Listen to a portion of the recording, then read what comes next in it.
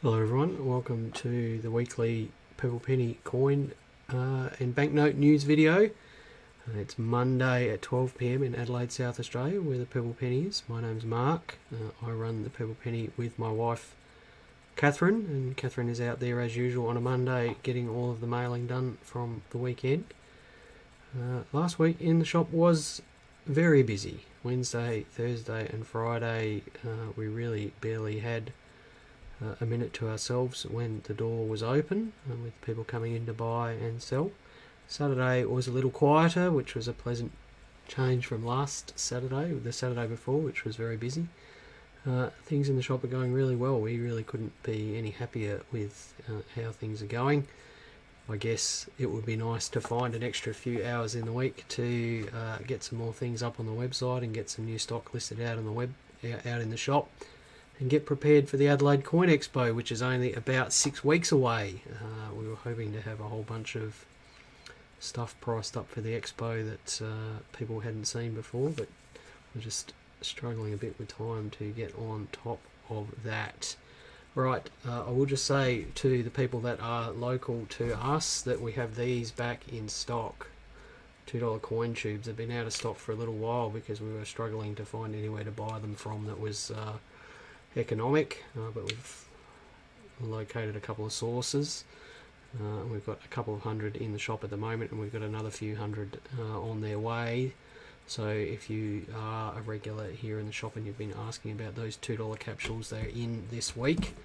I believe the price is the same as before, which is $3 or $2.50 if you buy 5 or more. So they're $2 tubes. They're actually US nickel tubes, but they suit $2 rolls just fine.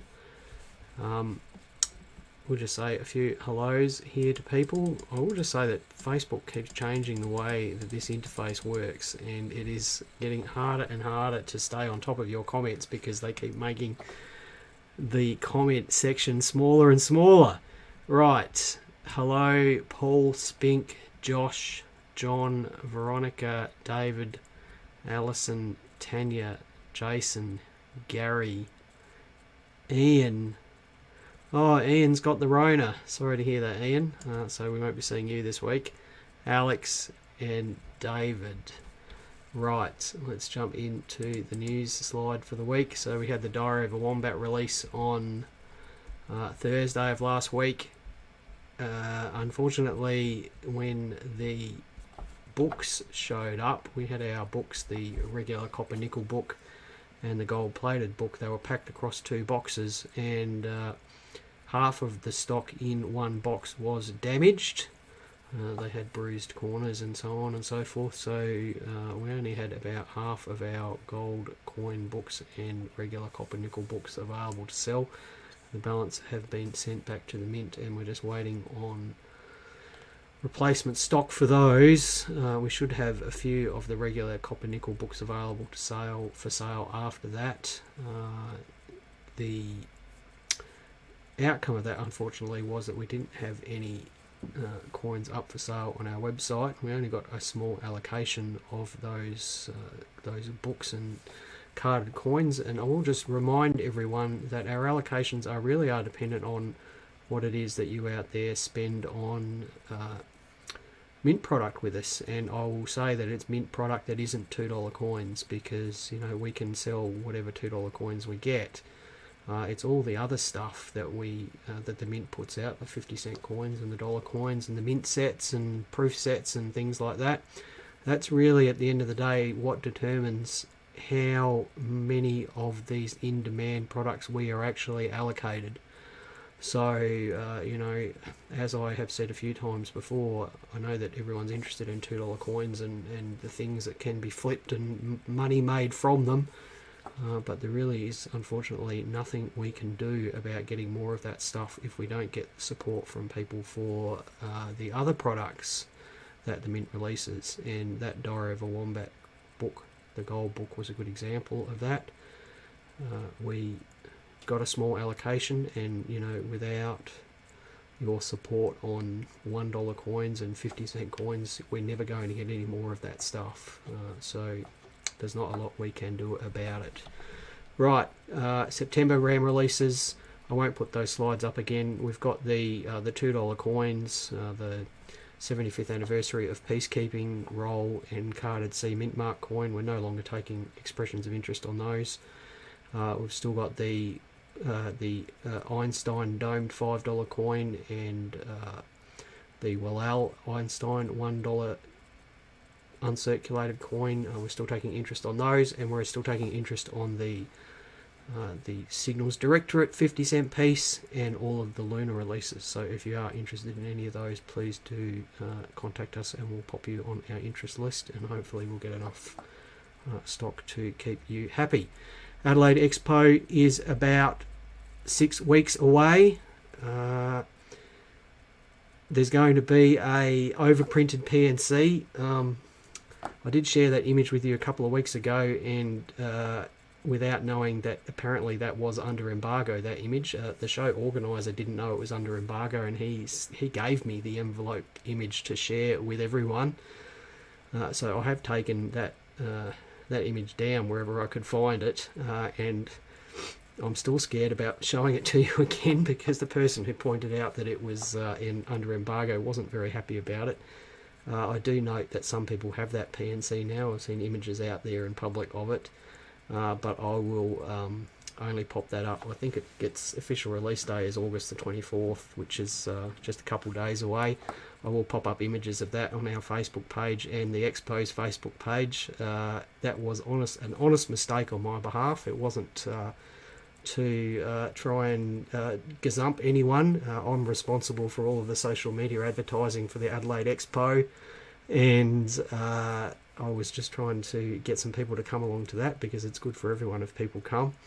And Catherine's watching. Hello, Catherine, out there. She says her life was ruined, and yeah, there was some intimation from the person who pointed out that I shouldn't have shared the image, that perhaps I ruined his collecting experience, which I was a bit disappointed about. I didn't realise it was that important.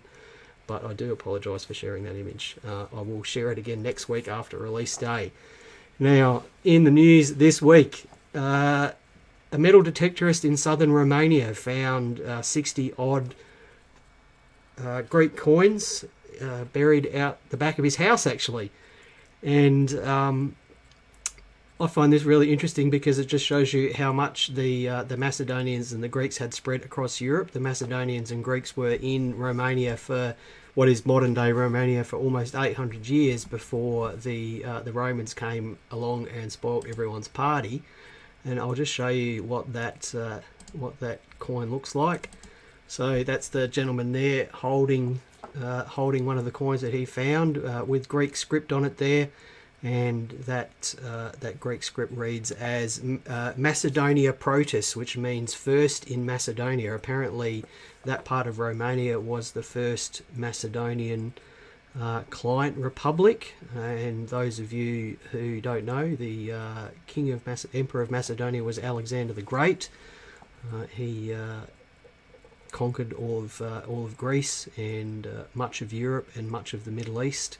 And it's just really interesting that these coins are still being found in Romania. There were 60 odd of them found. They date from about 200 BC. So I'm trying not to laugh here. No, Ian, it doesn't have a double H on it. Thank goodness it doesn't have a double H on it. And I would love to be able to see some of these things straight out of the ground. I think it's just amazing that you can dig this sort of stuff up, and the history that it entails. I forgot to put the image credit on this. Thanks to the Greek Times newspaper for publishing this image, and I've shared it from there, so thank you to them.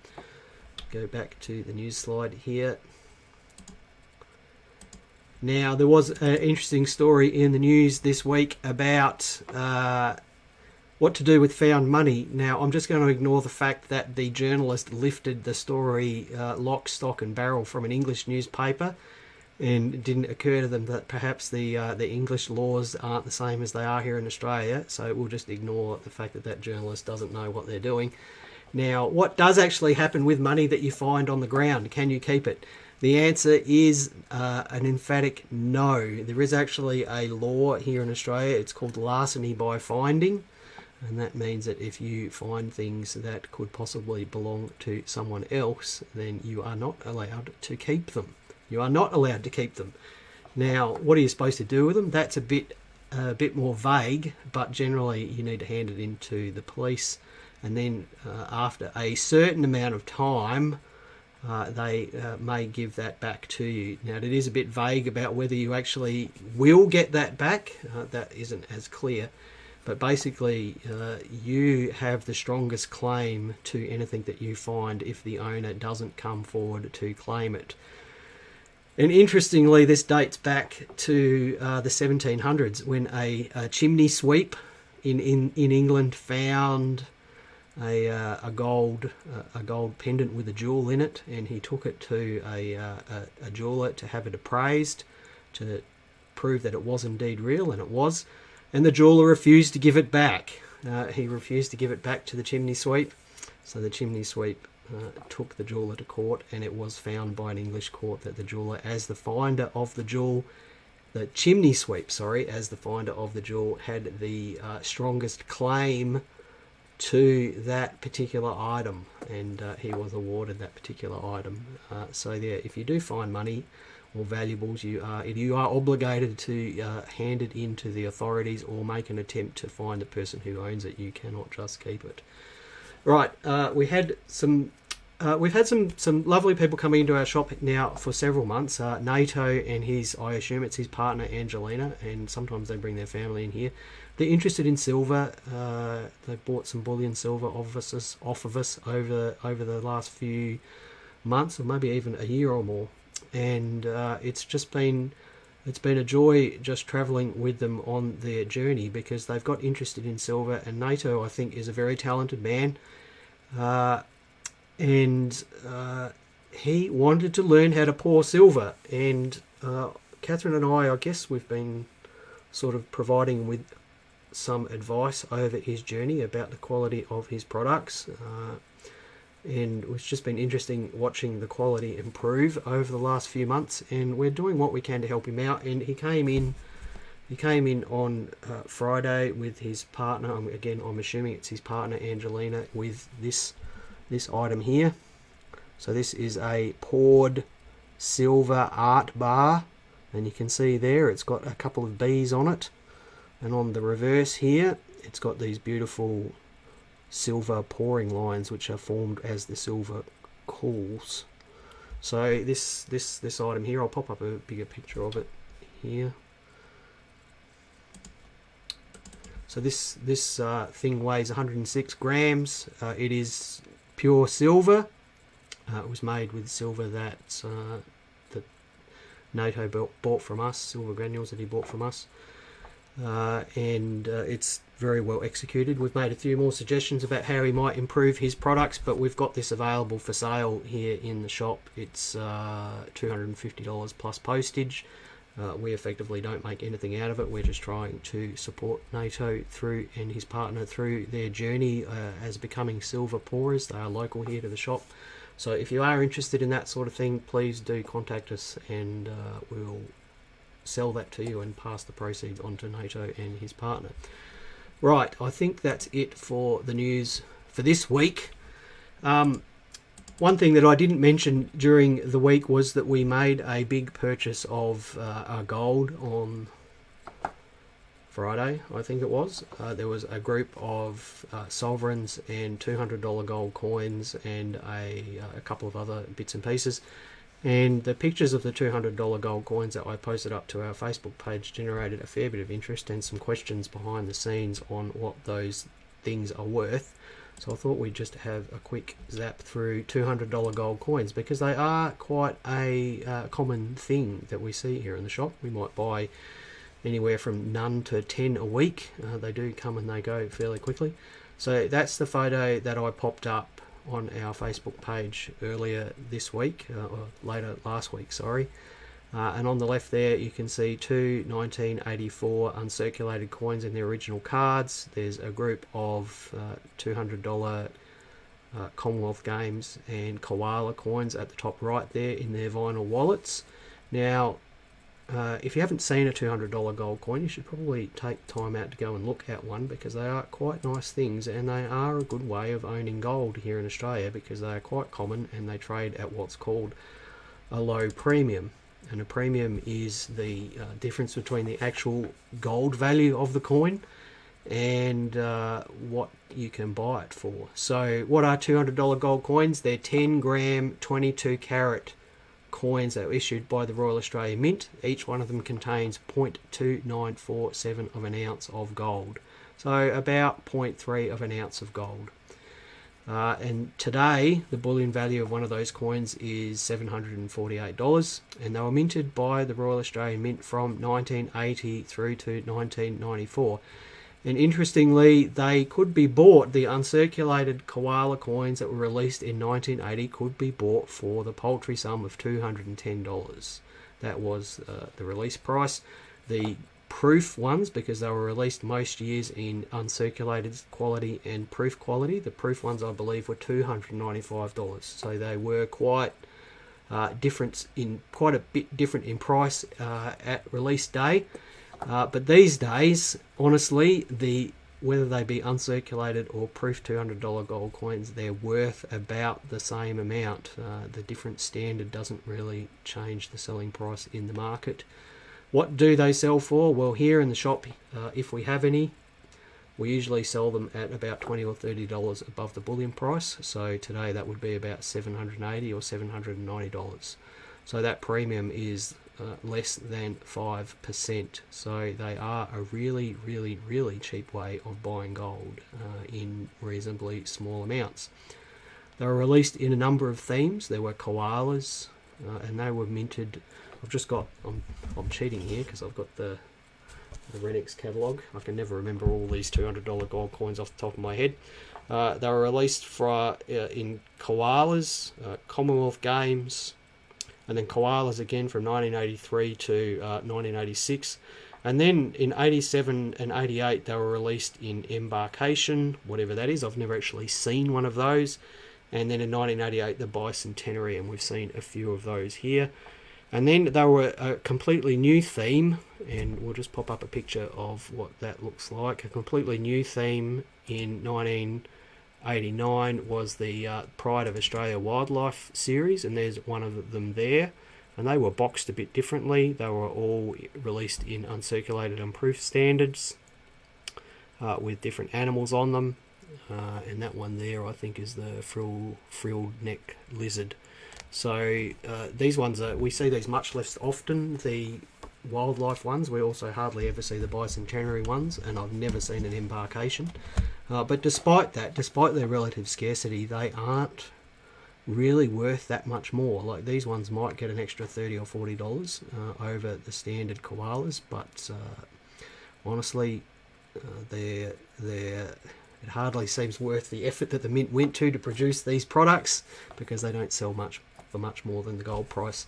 We'll just have a look at some other pictures of what these things look like. So here's what they look like in their PVC wallets. So in the early years, all of the uncirculated ones were supplied in these PVC wallets. That's what they look like in those. Often they come out of those PVC wallets with PVC residue on them.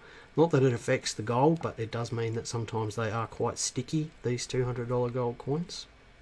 And here's a better picture of some proof examples of those $200 gold coins. So that's the Commonwealth Games from 1982, and then the standard koala design there. They are beautifully made coins.